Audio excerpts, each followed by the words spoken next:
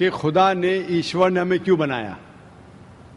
دوسرا سوال کہ خدا نے اتنے مختلف مذاہب کیوں بنائے, وائی سو مینی ریلیجنس. اور تیسرا سوال خدا کانٹرڈکٹ کیوں کرتا ہے, خدا اختلاف کیوں کرتا ہے, پہلے یہ پہلے وہ, بھگوت گیتا میں پھر قرآن میں, کیوں ایسا کانٹرڈکشن ہے. 3 سوال برابر. پہلا سوال کہ خدا نے ہمیں کیوں بنایا ہے, اس کے پوری تقریر کیا ہوں میں. Purpose of creation, purpose of creation پوری تقریر ہے میری 1.5-2 گھنٹے کی. سوال جواب کے ساتھ 3-3.5 گھنٹے کی, وقت نہیں ہے لیکن مین پوائنٹ کہوں گا. اللہ تعالیٰ فرماتے ہیں سورہ ملک میں, سورہ نمبر 67 ورس نمبر 2 میں, الذی خلق الموت والحیات, کہ اللہ سبحانہ و تعالیٰ نے موت اور زندگی بنائی تاکہ وہ یہ جان سکے آپ لوگ میں سے کون اچھا ہے. تو test which of you is good in deeds. Allah سبحانہ و تعالیٰ کے کئی مخلوقات ہیں, سب سے بہترین مخلوق ہے انسان. باقی جتنے مخلوقات ہیں وہ مسلم ہیں, وہ آلریڈی اللہ سبحانہ و تعالیٰ کا کہنا مانتے ہیں. ابھی جو انسان ہیں ان کو اجازت دی گئی ہے, فری ول دی گئی ہے کہ وہ اللہ کی بات مانے یا نہ مانے.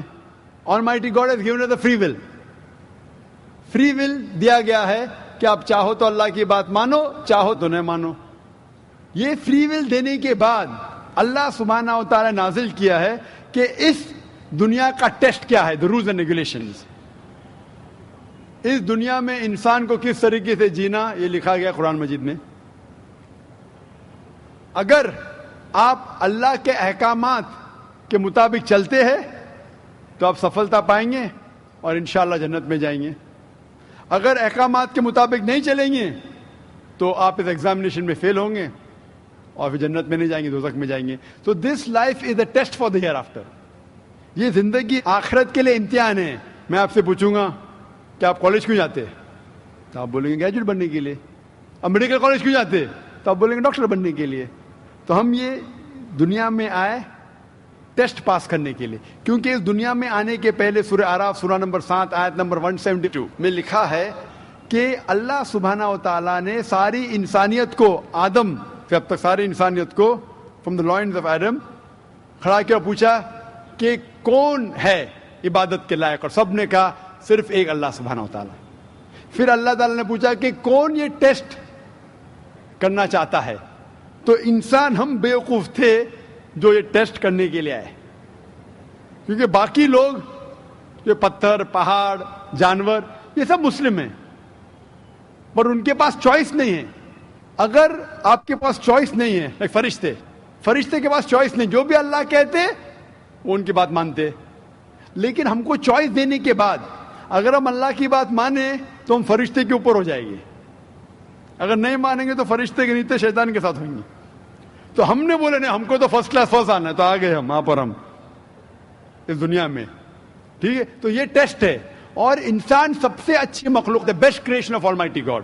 تو this life is a test for the hereafter. اور اللہ تعالیٰ فرماتے سورہ داریات میں سورہ نمبر 51 آیت نمبر 56, وما خلقت الجن والانس الا لیعبدون, کہ ہم نے جن اور انسان کو نہیں بنایا صرف اللہ کی عبادت کرنے کے لیے, اور عبادت کے لیے اللہ کی بات ماننا ضروری ہے. So this life is a test for the hereafter. یہ جو زندگی ہے آخرت کے لیے ہمارے لیے امتحان ہے. آپ کا سوال نمبر 2 کہ اللہ نے مختلف مذاہب کیوں بنائے. اللہ نے صرف ایک ہی مذہب بنایا ہے, ایک ہی دین, جس کا نام قرآن میں ہے سورہ ال عمران سورہ نمبر 3 آیت نمبر 19 میں, ان الدین عند اللہ الاسلام, the only religion acceptable in the sight of Allah is Islam. صرف ایک ہی دین جو اللہ کے نزدیک صحیح ہے وہ اسلام. اسلام کے معنی ہے امن, پیس. اسلام کے معنی ہے to submit your will to God, خود اپنے خواہش سے اللہ کے احکامات کے مطابق زندگی کو بسر کرنا. اسلام کا مطلب یہ نہیں کہ محمد سلطان ذاکر, اسلام مطلب اللہ کے احکامات پہ عمل کرنا اور امن حاصل کرنا. تو جتنے پیغمبر آئے صرف اسلام سکھائے. مذہب ایک ہی ہے لیکن مذہب کا پیغام بدلا گیا. جس طریقے سے جو پہلے بھائی صاحب کے سوال میں نے جواب دیا تھا کہ سارے پیغمبر کا اہم پیغام تھا کہ خدا ایک ہے, صرف اس کی عبادت کرو, اور آخری پیغمبر محمد صلی اللہ علیہ وسلم میں. باقی چیز میں لٹل بٹ ڈفرینس ہوگا, but the basic message was the same. Basic جو پیغام تھا, ایک خدا, صرف اس کی عبادت کرو, اس خدا کی کوئی پرتیما نہیں, بت پرستی غلط ہے, اور اس ایشور کے آخری پیغمبر محمد صلی اللہ علیہ وسلم. لیکن کیونکہ وقت جانے کی وجہ سے جو پیغام جو دیا گیا تھا وہ بدلتا گیا, جیسا میں نے کہا. تو جتنی مذہبی کتابیں جو قرآن کے پہلے آئے, کوئی بھی مذہبی کتاب محفوظ نہیں ہے. ہندو اسکالرز خود کہتے ہیں کہ the Vedas have been changed. Bible scholars خود کہتے ہیں بائبلز have been changed. جتنے مذہبی کتاب کے اسکالرز کہتے ہیں کہ ان کی مذہبی کتاب میں تبدیلی آ چکی ہے, لیکن قرآن میں الحمدللہ. اور جو دشمن اسلام ہے, اکارڈنگ ٹو ولیم مور, جو ایک اسلام کا بہت گریٹ کرٹک ہے, اسلام کے خلاف بات کرتا ہے, وہ پھر بھی کہتا ہے 200 سال پہلے کہا کہ ایک واحد مذہبی کتاب جو 1200 سال تک کے محفوظ ہے وہ ہے قرآن. تو مذہب ایک ہی ہے, اللہ میں ماننا, اس کی عبادت کرنا, اس کے علاوہ کسی کی عبادت نہیں کرنا, اور آخری پیغمبر محمد صلی اللہ علیہ وسلم, ایک ہی مذہب. ہم لوگوں نے اس کے غلط ڈفرینٹ نام دیے, تو مذہب ایک ہی تھا. آپ کا آخری سوال, اتنے ڈفرینسز کیوں پیدا کیے؟ وہ اللہ نے نہیں کیے, انسان نے کیے. خدا کا سب میسج یکساں تھا, ہم انسانوں نے اسے تبدیل کیا, جیسا میں نے کہا نا, کائی کے لیے, فائدے کے لیے. تو ابھی ہمیں یہ دیکھنا ہے کہ اصل مذہب کیا ہے. اور میں عام طور پہ کہتا ہوں, جو میں رائے دیتا ہوں, میں صرف ایک طرفہ رائے نہیں دیتا ہوں کہ صرف قرآن میں مانو.